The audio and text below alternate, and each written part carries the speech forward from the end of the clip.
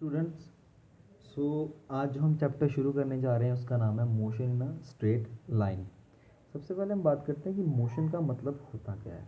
Motion का मतलब movement. Actual में मीनिंग क्या है कि अगर कोई ऑब्जेक्ट मोशन में है तो वो टाइम के साथ अपनी पोजीशन चेंज करेगा। मतलब कि change in position with change in time is called motion.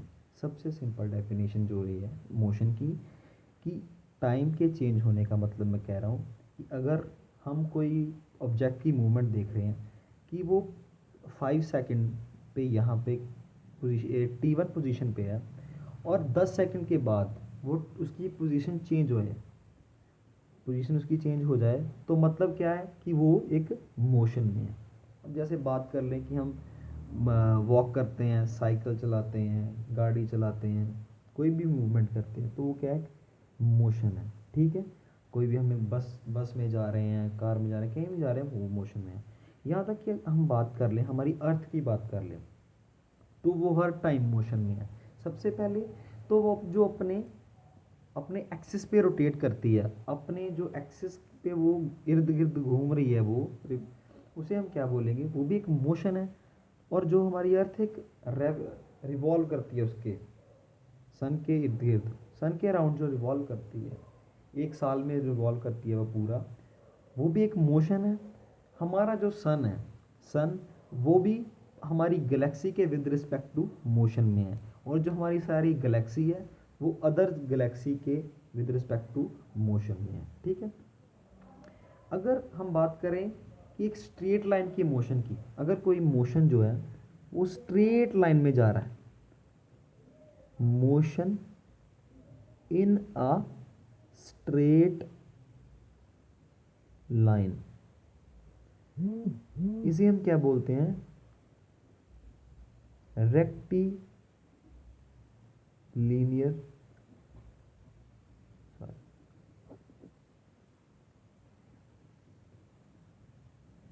Rectilinear motion. कि अगर कोई मोशन स्ट्रेट लाइन में है तो उसे हम क्या बोलेंगे, रेक्टिलिनियर मोशन। समझ आई यहाँ तक। अगर टाइम चेंज होने के साथ किसी भी ऑब्जेक्ट की पोजीशन चेंज नहीं हो रही, मतलब अगर मैं बात करूं कि टाइम T1 पे भी वो 5 मीटर पे पड़ा हुआ है, मान लो यहाँ से ये कोई चीज़ है, ये 0 मीटर है और ये 5 मीटर है। टाइम T1 पे भी वो 5 मीटर पे पड़ी हुई है चीज़, ठीक है, यहाँ पे यहाँ तक पड़ी हुई है।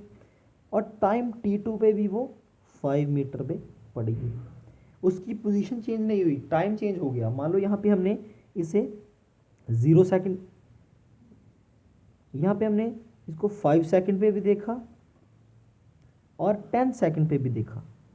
5 सेकंड पे भी यहीं पर है और 10 सेकंड पे भी यहाँ पे है। तो इसका मतलब है कि जो ऑब्जेक्ट है हमारा वो रेस्ट में है। मतलब कहने की बात है कि टाइम के चेंज होने के साथ अगर ऑब्जेक्ट की पोजीशन चेंज नहीं हो रही तो इसका मतलब है कि वो रेस्ट में है। ठीक है, नेक्स्ट हम बात करते हैं पोजीशन की। पोजीशन पोजीशन मतलब कि अगर कोई ऑब्जेक्ट है, कोई भी कोई पर्टिकुलर चीज़ है, अगर उसकी हमने पोजीशन बतानी है, ठीक है, उसकी मूवमेंट बतानी है विद रिस्पेक्ट टू टाइम, तो हमें उसकी पोजीशन पता होनी बहुत ज़रूरी है। तो पोजीशन को हम स्पेसिफाई करने के लिए हम कोऑर्डिनेट्स यूज़ करते हैं। जैसे मान लो ये क्या है, एक्स एक्सिस, ये वाई एक्सिस और ये हमारे क्या है, जेड एक्सिस। ये हमारे 3 एक्सिस हैं और ये हमारा क्या है, जहाँ पे ये तीनों एक्सिस मीट कर रहे हैं इसे हम बोलते हैं ओरिजिन, और इसे हम ओ नाम देते हैं। यहाँ पे जो कोऑर्डिनेट्स हैं, कोऑर्डिनेट्स मतलब एक्स वाई जेड की पोजीशन है वो क्या है, 0 0 0। मतलब कि यहाँ पे एक्स का कोऑर्डिनेट भी 0 है, वाई का भी 0 और जेड का भी 0 है। अगर मान लो स्पेस में कहीं यहाँ पे कहीं भी कोई चीज़ पड़ी है, कोई भी पोजीशन में ऑब्जेक्ट है यहाँ पे, इसकी हमने पोजीशन बतानी है तो इसके कोऑर्डिनेट्स क्या होंगे, एक्स वाई और जेड, ठीक है। मतलब ये एक्स से कितना दूर है, जेड से, और वाई से क्या इसकी पोजीशन है, ठीक है। ये जो हमारा ओरिजिन है इसे हम रेफरेंस पॉइंट भी कहते हैं। मतलब इस पॉइंट की रेफरेंस लेके हम इसकी पोजीशन निकालते हैं। मतलब अगर मान लो इसकी कोऑर्डिनेट्स हैं 5, 6 और 7, तो इस 5 का क्या मतलब है कि ये जो है ये एक्स यहाँ पे है, ठीक है। यहाँ से ये 5 दूर है, और एक्स की बात करें यहाँ से ये 6 यूनिट्स दूर है, और जेड की बात करें यहाँ से 7 यूनिट्स दूर है। तो ये कहीं ये इन तीनों के बीच में लाई कर रहा हूँ, ठीक है।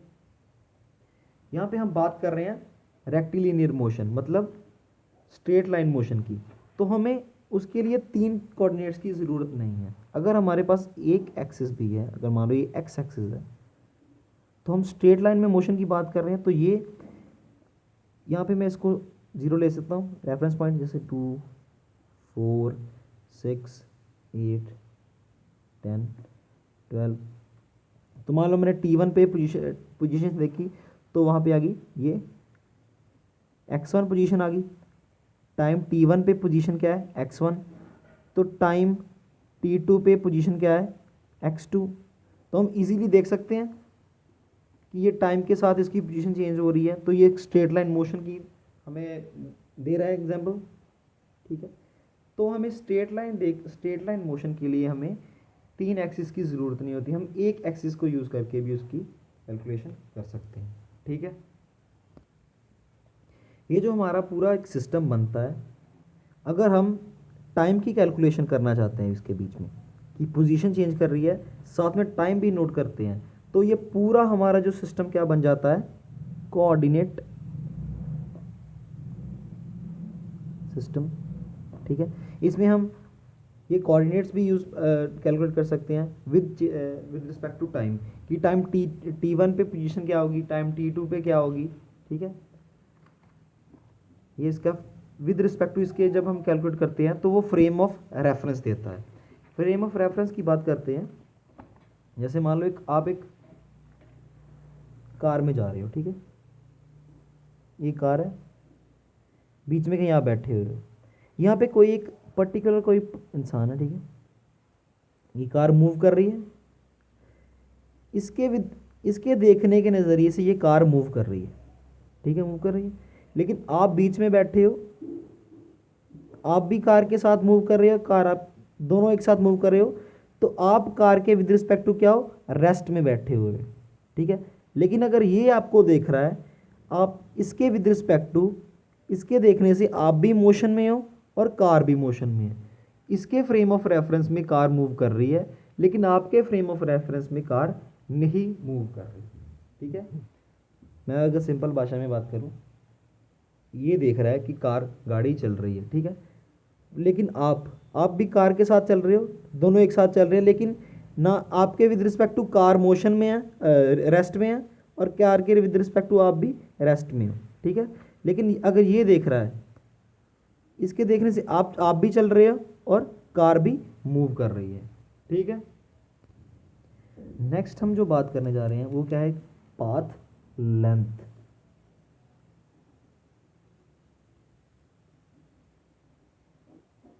पाथ लेंथ देखो, मान लो ये पॉइंट है 0,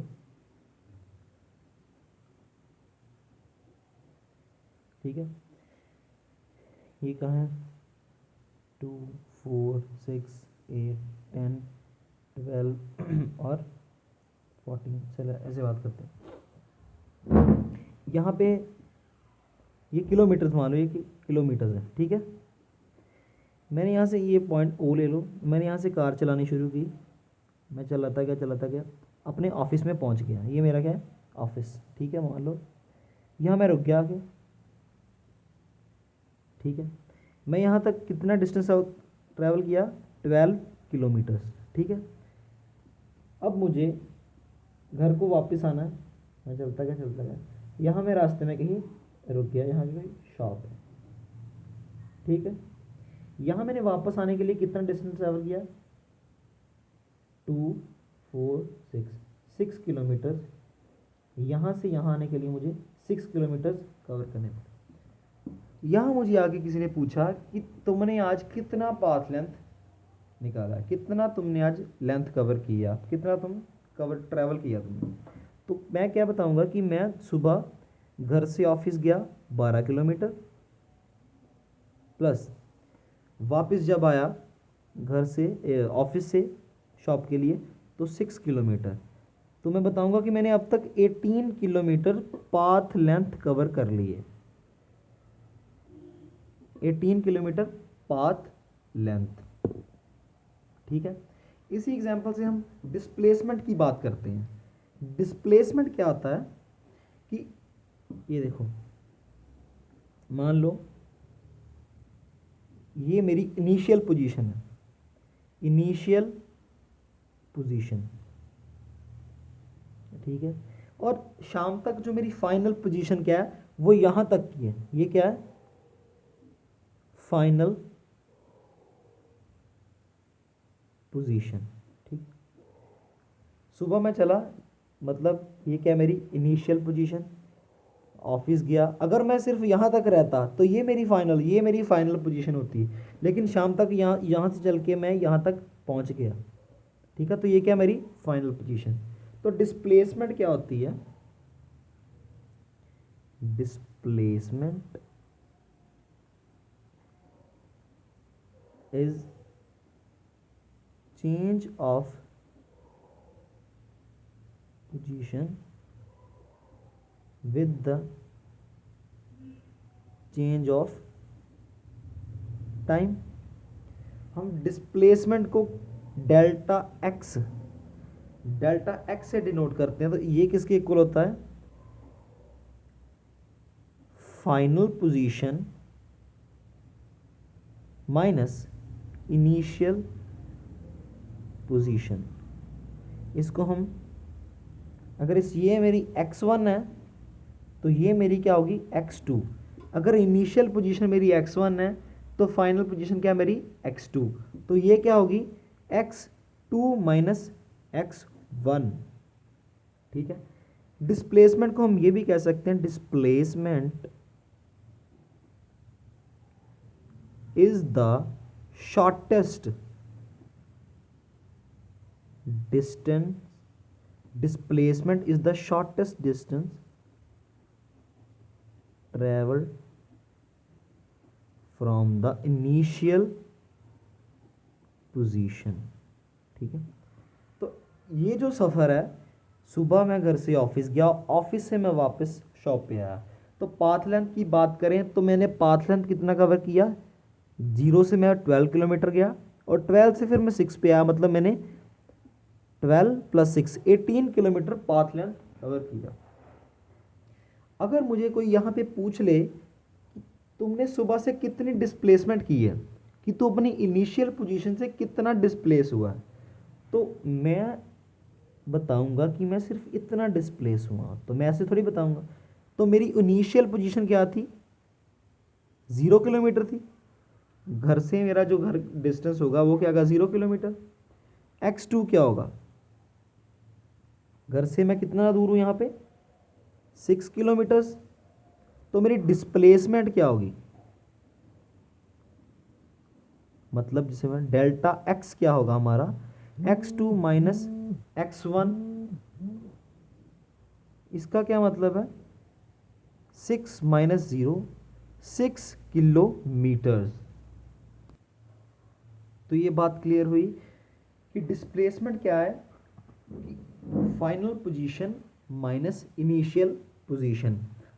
अगर कोई मुझसे पूछ ले कि ऑफिस और शॉप के बीच में आपकी कितनी डिस्प्लेसमेंट हुई, ऑफिस और शॉप के बीच में आपकी कितनी डिस्प्लेसमेंट हुई, तो बात देखो, अगर ऑफिस ये मेरी इनिशियल पोजीशन है, अगर मैं ऑफिस से चल रहा हूँ और शॉप पे पहुँच रहा हूँ, तो मेरी इनिशियल पोजीशन ये होगी, मतलब x1 ये हो गया, और x2 मतलब ये मेरी फाइनल पोजीशन है। बात ध्यान से सुनना, अगर कोई मुझसे पूछ ले कि मेरी ऑफिस से लेके और शॉप तक कितनी डिस्प्लेसमेंट हुई, ठीक है। तो हमारा रेफरेंस पॉइंट तो ये रहेगा, ये 12 किलोमीटर है, ये मेरे घर से 8 किलोमीटर है। देखो ऑफिस की है मेरी ये, हमें पता है डेल्टा एक्स क्या है, x2 माइनस x1 मतलब फाइनल माइनस इनिशियल। तो फाइनल मेरी क्या है 6 किलोमीटर माइनस इनिशियल क्या थी 12 किलोमीटर, मतलब -6 किलोमीटर, ठीक है। अब देखना यहाँ पे मेरी पॉजिटिव आई थी प्लस, यहाँ पे मेरी पॉजिटिव डिस्प्लेसमेंट थी, यहाँ पे मेरी नेगेटिव डिस्प्लेसमेंट है। तो मेरा आपको ये बताने का यही मतलब था कि डिस्प्लेसमेंट जो है वो नेगेटिव भी हो सकती है और पॉजिटिव भी हो सकती है। हाँ, डिस्प्लेसमेंट ज़ीरो भी हो सकती है। कब, देखो अगर मैं यहाँ से चला, घर से चला, ऑफिस पहुँचा, ठीक है, फिर यहाँ से वापस घर, तो मेरी इनिशियल और फाइनल पोजीशन दोनों सेम हो गई। मेरी इनिशियल और फाइनल पोजीशन दोनों सेम हो गई, तो ज़ीरो डिस्प्लेसमेंट। मतलब मैं घर से चला, ऑफिस गया और फिर वापस, इनिशियल भी पोजीशन यही है और फाइनल पोजीशन भी यही है। समझ आई बात। डिस्प्लेसमेंट पॉजिटिव भी होती है, डिस्प्लेसमेंट नेगेटिव भी होती है, डिस्प्लेसमेंट ज़ीरो भी होती है, ठीक है। Okay, thank you.